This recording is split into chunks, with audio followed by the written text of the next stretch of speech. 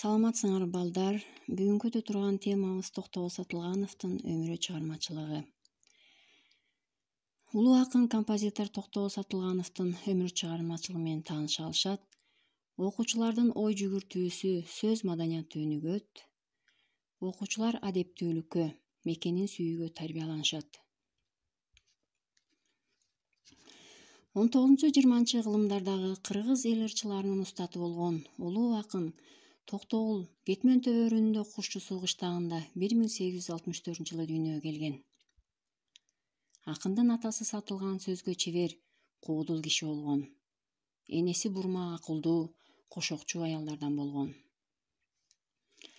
Ал Токтогулга ар түрдүү темадагы ырлардан, жомоктордон, кызык окуялуу аңгемелерден дайыма айтып берип, анын аң сезимин өсүшүнө болочок акынын талантынын түптөлүп, өнүгүшүнө чоң таасир берген. Токтогул мына ушундай табиятынан таланттуу, ырга шыктуу, турмуштун ысык суун абышкан үй бүлөнүн тарбиясында өстү. Токтогул бала кезинен сергек, абдан зээндүү болуп чоңойду. Ал атасы сыяктуу тамашөкөй, куйкум сөздүү куудул, жайдарымын өскүттү. Ырчылык таланты эрте бүчүр байлап, эрте байкала баштады. Баланын жөндөм шыгын байкаган Сатылган менен бурма илгери үмүт менен ага комуз жасатып беришкен. Бала ырга да, комузга да көңүл токтотуп эки өнөрдү бирдей өздөштүрөт. Ошентип Токтогул 11-12 жаш курагында өзүнчө ыр чыгарып, анысын комуздун коштоосунда аткарып калган эле. Анын жокчулуктун айынан жүрөгөнүм кабак жер болду деген ырларын Казанбак байдын коюн кайтарып жүргөндө жаратты. Бул ырлардан Токтогулдун ошол учурда социалдык теңсиздикке өз мамилеси бар экени байкалып, ошондо эле адилетсиздиктин тымызын жээригени сезилет.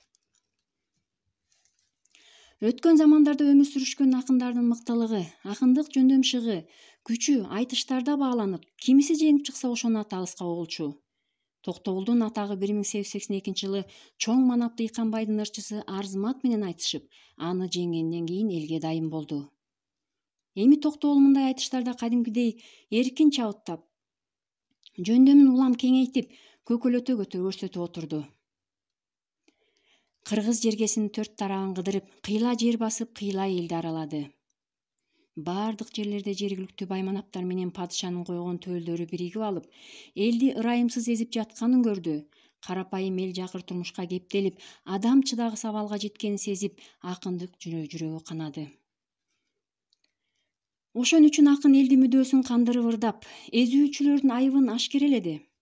Акынды Керимбай Бактыяр баш болгон бий болуштар жалган жалаа менен карматып, аны 1898-жылы Анжиян көтөрүлүшүнө жетекчилик кылгандардын бир катары аскердик сот алгач, өлүм жазасына, андан кийин 7 жылдык каторга менен алмаштырылып, Токтогулду Сибирге айдатып жиберишет.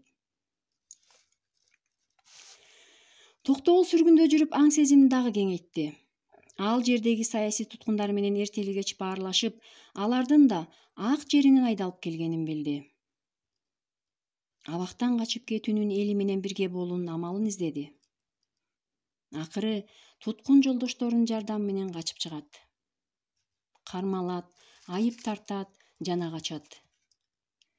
Акынды жакшы билген замандаштарынын маалыматы боюнча, Токтогул элге 1905-жылы кеч күздө келген.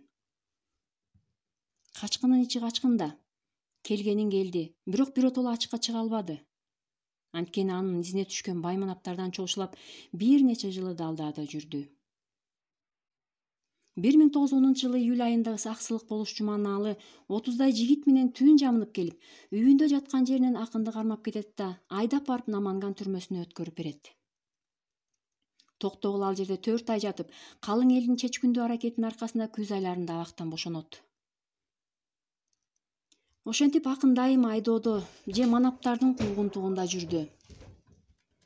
Токтогул 1933-жылы 17 февралда өзүнүн турагы Саз-Жидеде дүйнөдөн кайтты. Анын сөөгү Саз-Жиденин этегиндеги узун акма суусунун боюна Чолпон ата деген жерге коюлуп, башында жакшы эстелик орнотулган. Демек балдар, улуу акындын уучу кур эмес. Азыркы кезде урпактары атабыздын комузчулук өнөрүн улантып келе жатышат. Ушуну менен сабагыбыз аягына чыкты. Кайрадан жолугушкача сак саламатта калгыла.